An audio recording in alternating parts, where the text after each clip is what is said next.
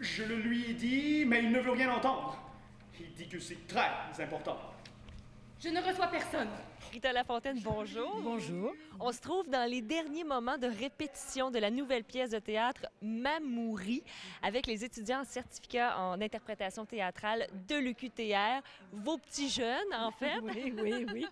Comment ça s'est passé cette nouvelle année avec ces jeunes justement? Une très belle année. On a bien travaillé, on a fait de l'impro, de l'analyse de textes approfondie.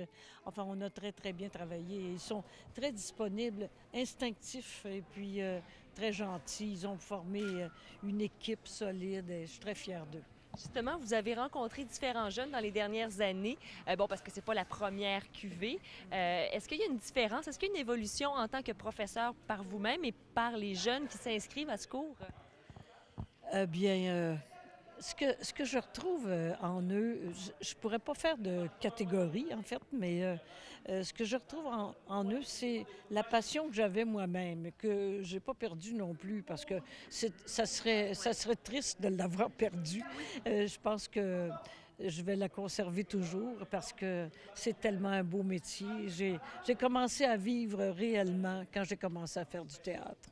Alors, comment dire, de soutenir des jeunes qui voudraient de toute leur âme devenir comédiens professionnels, et pourquoi pas, qui veulent le devenir. Alors, j'essaie d'aller dans leur sens, d'appuyer leur qualité, de souligner les petits défauts et tout ça. Qu'est-ce que vous avez appris que vous ne saviez pas sur vous ou sur le théâtre, justement, cette année avec Rita Lafontaine? Moi, j'irais surtout vers le chant et la danse, que ça a été vraiment du nouveau pour moi, personnellement, que j'avais jamais exploré autant que cette année. Puis il y a beaucoup... La technique aussi de Rita était assez différente de ce que j'avais eu ailleurs avant. Rita est vraiment axée sur le texte, donc c'est vraiment de prendre ce qu'on a comme texte puis de partir de là. Pas nécessairement partir du côté corporel, mais vraiment des mots, puis c'est du vif, finalement. Là. Le sous-texte, en fait. C'est sûr que cette année, ce qui est l'expérience à la base, c'est de travailler avec cette dame qui a changé, un peu, bien pas changer le monde du théâtre, mais dans un certain sens, on peut dire que oui. Puis c'est de travailler avec elle, de voir sa technique qui est un peu similaire à celle d'André Brassard, donc de travailler beaucoup, comme Bianca a dit, le texte. On fait des heures et des heures de travail de table. C'est une personne extrêmement généreuse. Donc pour tous, je pense que ça a été une énorme décharge de confiance. Vas-y, je te fais confiance, lance-toi. Et ça nous a apporté beaucoup, puis une certaine autonomie aussi, donc c'est intéressant pour ça. Et pour Mamoury, vous avez mis la main à la pâte en tant que metteur en scène, mais aussi pour les textes avec votre conjoint. Expliquez-nous un petit peu dans quel sens vous vouliez peut-être former cette pièce de théâtre, parce qu'il y a des textes aussi de Feydeau, de d'autres auteurs.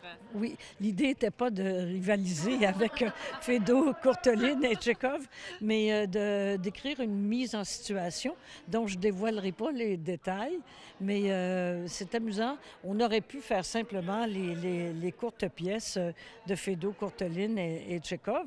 On aurait pu simplement faire un spectacle avec ces éléments-là, mais on a enrobé ça d'une autre façon, Jacques et moi.